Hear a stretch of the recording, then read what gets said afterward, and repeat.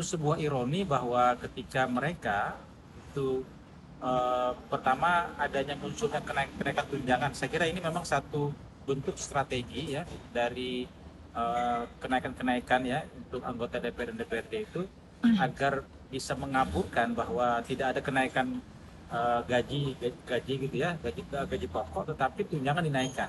Lah, kan kalau orang berpikir secara umum kan tunjangan juga bagian dari akumulasi yang akan diterima oleh DPR gitu kan, itu masuk mereka sebagai akumulasi tadi sebuah penghasilan baik dari gaji maupun dari tunjangan itu nanti terakumulasi. Nah, berangkat dari situ kemudian muncul kekecewaan yang mendalam ya, muncul tadi akumulasi kemarahan rakyat kepada DPR dan DPRD yang dianggap tidak berempati terhadap situasi kondisi rakyat pada saat ini.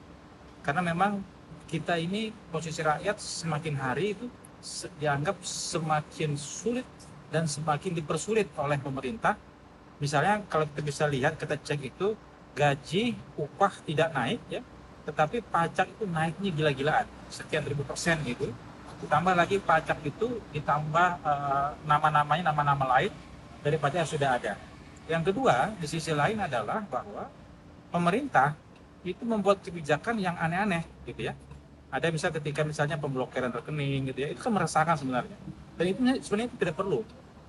Kemudian juga terjadinya penambahan pengangguran. Jadi pengangguran lama tidak bisa diselesaikan masalahnya, ditambah lagi pengangguran baru, dan itu dianggap sesuatu yang biasa baik oleh pemerintah maupun oleh DPR.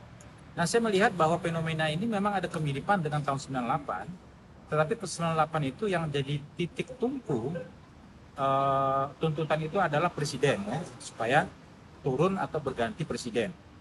Karena dianggap ini adalah sebagai central makernya atau decision makernya utama itu adanya di presiden, maka presiden dianggap paling bertanggung jawab krisis 98. Nah, krisis tahun 2025 ini yang sudah dimulai beberapa tahun yang lalu juga gitu ya, ini tentu saja terakumulasi. Ini dianggap DPR-nya yang tadi yang saya anggap menjadi lumpuh gitu ya, menjadi sesuatu yang tidak berfungsi dalam menjalankan fungsi DPR. Misalnya fungsi legislasi yang berpihak kepada kepentingan rakyat, fungsi kontrol budgeting ya untuk menganggar program untuk keuangan untuk program untuk rakyat. Yang ketiga adalah fungsi terkait dengan controlling terhadap pemerintah. Tiga fungsi ini kita lihat secara umum itu dianggap DPR tidak memberikan peran yang bermakna pada rakyat. Saya kira ini